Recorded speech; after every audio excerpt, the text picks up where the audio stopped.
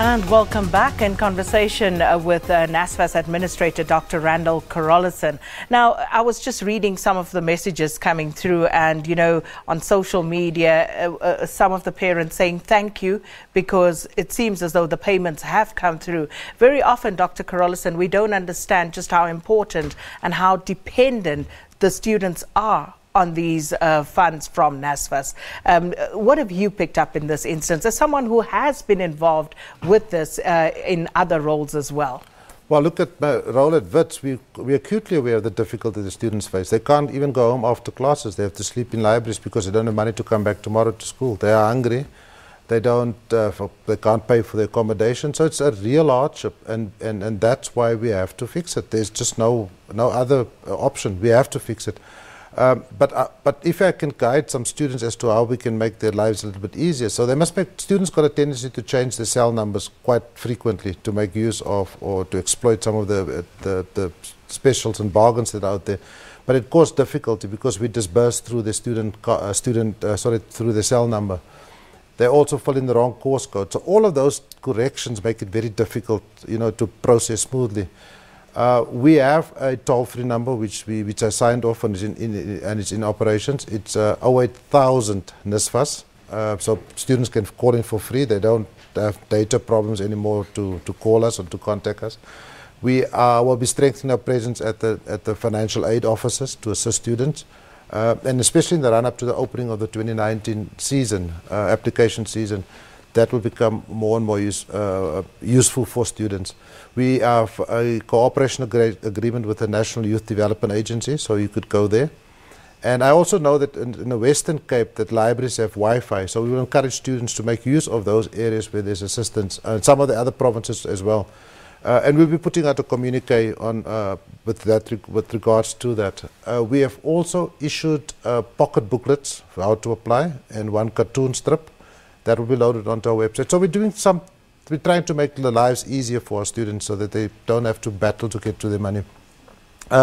It's early days. We've registered some success, but there's still a lot of work to be done. With systems integration, data integrity, and things like that. But the amount of goodwill that is out there is just simply amazing. Everybody wants us to succeed.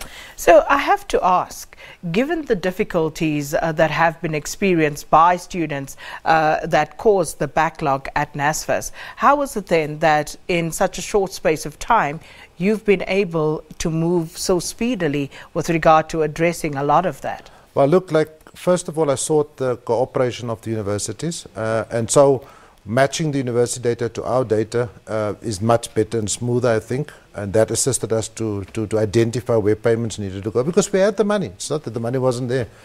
So that matching we were able to do very, very quickly, and I got some experts in to guide us. But like I caution the staff, we move rapid but not reckless, because once you do overpayments and things like that, you can run into trouble. So the data and the systemic issues we were able to fix very quickly. The deployment of our staff across the country also assisted. So there were, when we started on Monday, there were 68,000 students that had not signed their contracts. Last night when I left Cape Town, we brought it down to 50,000. So it's really, really hard work, slogging 24 hours a day, working through the night and get all of these things done.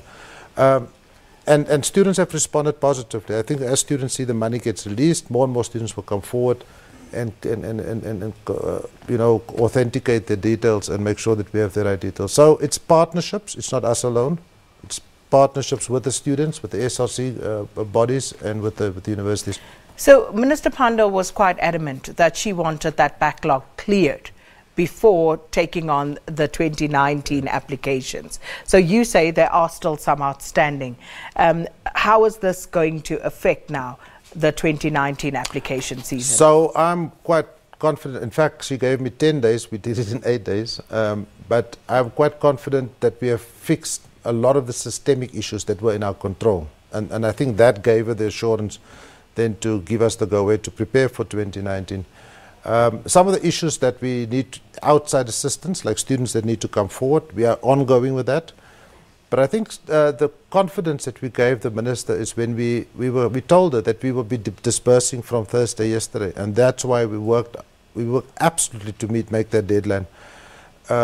And we actually overshot that. We were expected to cover it in 10,000 tranches, but yesterday we were able to release 30,000, which is, so the progress has been rapid, and that gave her the confidence. And of course, she also asked me to make sure that we maintain this trajectory, because she's exposing herself for opening up 2019 with not all the issues being resolved, but the assurances that we could give her were sufficient. I think the main problems is that we find ourselves in situations where now we're at the end of August and you are still sorting out payment issues.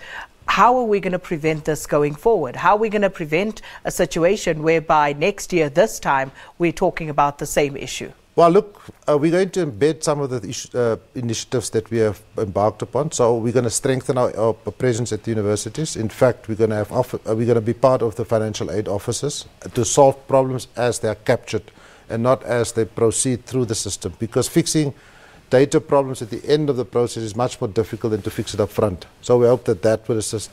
Secondly, we are looking at our data integration, that our systems, how they talk to the university. In fact, our systems, how they talk to each other at NSFAS and how they then talk to the institutions. We are fixing that as well. And then our data integrity, like I said, that needs to be fixed. I think it is the willingness to do things right the first time, as opposed to let them slip and then trying to catch up. I foresee a much better 2019, because we will not allow things to build up and to the nth degree. I think the reason why they built up was because we were throwing money at universities, and on NSFAS side we thought we were doing our job, but we didn't complete the job in the sense that we could give the remittances. So give the money to the universities and then also tell them it must go to the following students. So the latter part didn't happen very well, or in some cases not at all. So fixing that entire value chain is going to be the challenge for the next 2 or 3 months.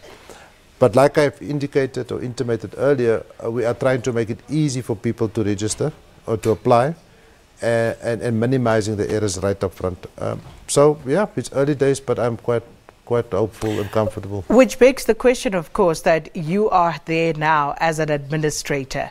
So what is the scope of your tenure here at NSFAS? And also, we know that the CEO has been suspended. So what is the future going forward for NSFAS? So my job as the administrator is to be there for the year, to put in place the necessary governance structures, to make sure that we appoint a board that's properly empowered, and to begin to look at capacitating it with management, with the right set of skills. And hopefully once I completed that, in a year's time, I can go back to my old job, and we'll see what happened then. Well, thank you so much for stopping by, and of course we will call you back again should we get greater response from the students, if there are still problems, and please do indulge us to try and help. As you said, you're entering into partnerships. We're here to help you with that as well. And what we will commit to, if you make mistakes, we will go back and fix it. Absolutely. Dr. Carolison, thanks so much for stopping by. And Dr. Randall Carolison is, of course, the administrator at the National Student Financial Aid Scheme. And